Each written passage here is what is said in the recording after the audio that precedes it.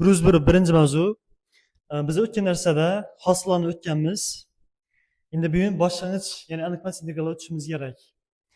Masalan, x kvadrat qo'shamiz 2 degan funksiya bor. Yana shundan hosilasak, nima paydo bo'ladi? Bundan hosilasak, x kvadratdan hosila 2x va 2 dan hosila 0 bo'ladi. Lekin 0 yozamiz.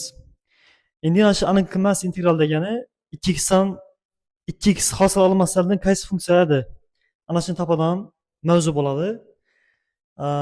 Bu yerda 2x dan boshlang'ich x kvadrat bo'ladi. Lekin mana shu qo'shib turgan soni topishimiz noma'lum bo'ladi. Ya'ni 2x dan boshlang'ich x kvadrat va yana bir sonni biz bilamiz va shuni s deb yozib turamiz hozircha. Masalan, boshqa misol ko'ramiz.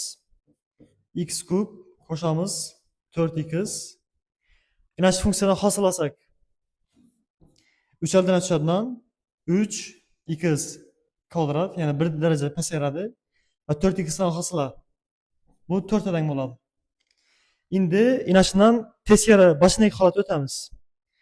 Bundan boshlasak x kubi 4 dan boshlasak 4x va qo'shamiz s.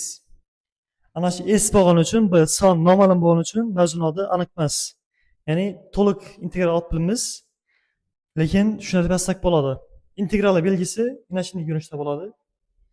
Masalan, bu yerda fx turadi. Ya'ni mana shu funksiyani boshlang'ichini bildiradi shu chiziq. Bu boshlang'ichi hozircha katta fx deb turamiz. Endi shu boshlang'ichga doir formulalari hozir 101 ikkinchi bo'limda ko'rib o'tamiz.